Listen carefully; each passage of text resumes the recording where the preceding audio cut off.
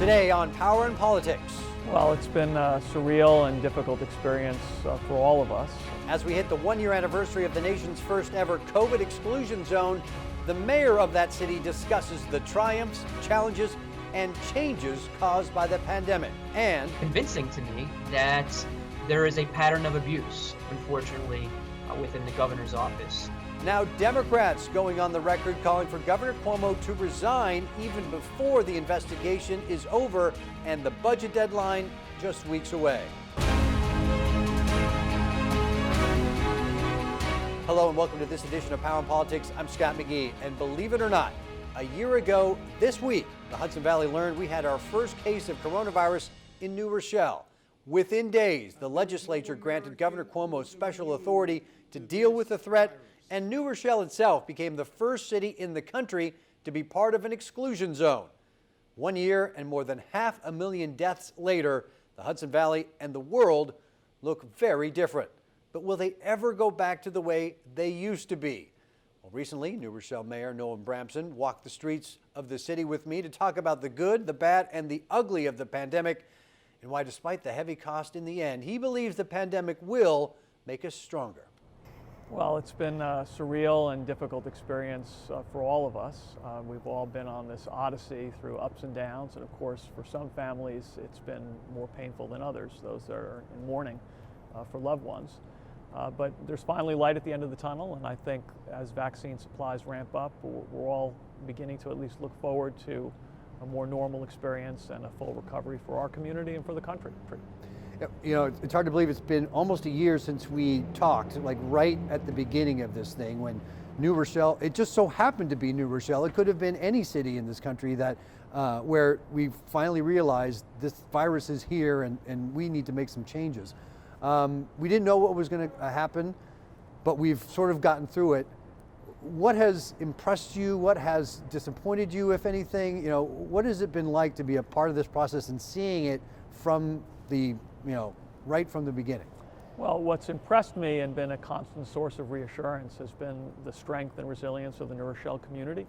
From day one, not-for-profit agencies were doing heroic work to support those who are food insecure. Thousands of volunteers came out countywide to be supportive of their neighbors. We watched as essential services continued to get delivered, even as frontline workers were in difficult circumstances and putting themselves at risk.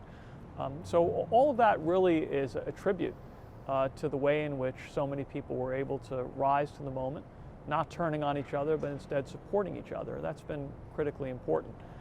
In terms of what's been tough, look, a pandemic disrupts life in a way that's difficult to really understand until you've been through it. And I think at the very beginning, many of us really misperceived just how long this would last and how comprehensive the changes in our lives would be.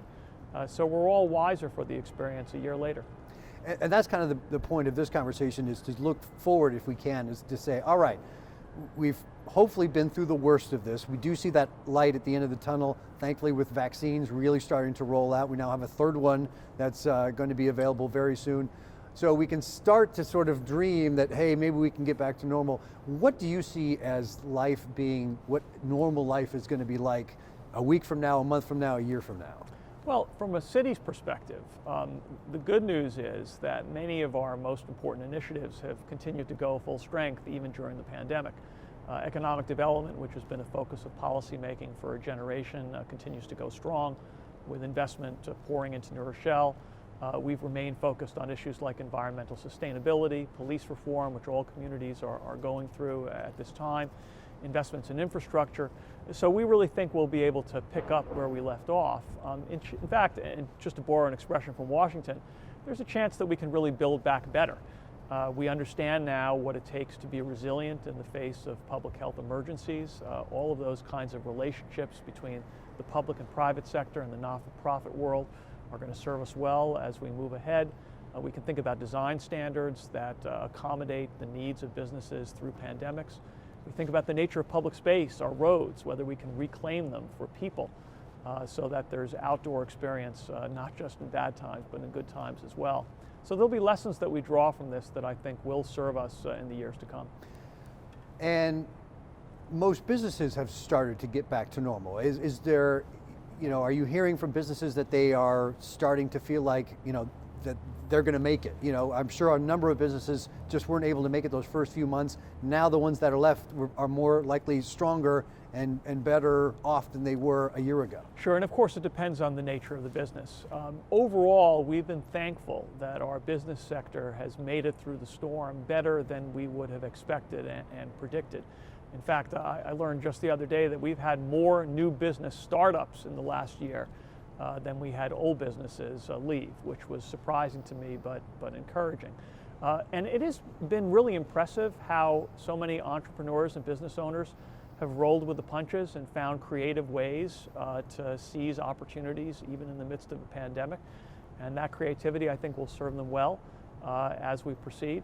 But we also recognize that there are challenges. We're standing in New Rock City right now.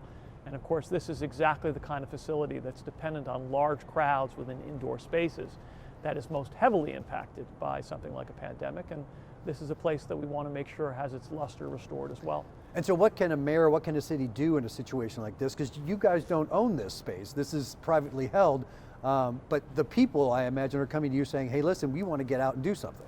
So we work closely with the managers of facilities like this to the extent that they have potential occupants that they want to introduce to New Rochelle. We're happy to roll out the welcome mat. But it's also about building a larger environment around New Rock City that is supportive of businesses. And that's really the thrust of our whole downtown development effort. 7,000 new housing units, 12 million square feet of overall build out. We're creating demand for a wider range of goods and services and a more robust and exciting cultural experience in our downtown as well. So it's not just New Rock, which is really actually a small piece of the puzzle. It's creating an overall downtown that is healthy and vital. What do you see moving forward as far as, one of the things that had to happen was restaurants needed to be able to seat people outside. And that was almost every community in the Hudson Valley said, okay, we're going to change the rules a little bit so they can do that. Do you see some of those things sticking around? Or is that something, in some cases it was because of the emergency situation, but it creates other issues? I think many people have found that they really loved the outdoor dining experience. We had a few days when Division Street, which actually closed to cars, and multiple restaurants along that street set up shop outside, and it was very well received. It was actually a little bit difficult for the restaurateurs to keep it up, which is one of the reasons why it was a limited experiment. But I think things of that nature are here to stay. And that's good. And by the way, I'm proud of some of the things we did to help support our restaurateurs and other businesses. We had a program called Nourish All, which took contributions from developers as well as from the general public. We used them to buy gift cards and gift certificates at restaurants, which were in turn distributed to not-for-profit and housing agencies that support the underprivileged. So it was really a win all around, sustaining our businesses through the pandemic and dealing with food insecurity. And I think creative approaches like that serve as a model for how we can address multiple needs through innovative policymaking. Do you see any changes that are going to stick around for a while beyond just, sort of once this crisis is over? I think there are probably going to be some permanent changes in the nature of work. We still need to have human contact. We're all sort of craving that after being confined for so many months, but we certainly will be reliant on things like Zoom. I think we'll be more inclined to work from home when that's possible. And some of those changes may actually be positive in the long run. We've discovered it's not always necessary to get in a car or on a train or in a plane. We can communicate just as well remotely, which is cheaper and more efficient. Is that an opportunity obviously for New Rochelle, but all of Westchester's towns, that if people are working in Manhattan or working in the city, but they don't have to go there, it creates more of an incentive for people to buy and live in this area? Yeah, it's a double-edged sword. So we've already seen an increase in demand for housing in the suburbs as people have decided for whatever reason they don't want to live in the center city. I think ultimately the suburban housing market will track with New York City and not in counterpoint. So I do hope that New York City recovers. And of course, a big part of the equation in this part of New Rochelle is our transit access to Manhattan. So it does cut both ways. And I think I'm hoping that for the most part, we will get back to the status quo ante and feel as though we can interact with each other in a normal way and continue to enjoy all that New York City offers, even if we live in the suburbs. But yes, there will be some percentage of people who find that they have everything they want in a suburban environment. And if we're able to create a 15-minute city here in New Rochelle, that is all the goods and services that you want within a 15-minute walk or bike ride, that'll serve us well. And so that, yes, describe what you meant by a 15-minute city. What is that? A 15-minute city is one in which everything that you want in your life is within convenient access of where you're living. You don't want to be dependent on having to get into a car, having to get into a train, whether it's shopping or entertainment or cultural experiences or interactions with neighbors. It should all be close at hand. And we have a real opportunity to build a place like that in downtown New Rochelle, which already has many of the essential components, and we're trying to fill in the blanks. Noam Bramson, Mayor of New Rochelle, thank you for joining us. My pleasure.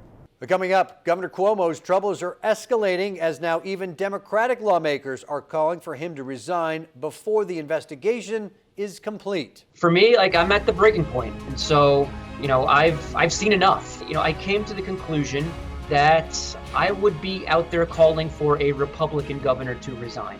We hear from one of the Hudson Valley lawmakers when we return.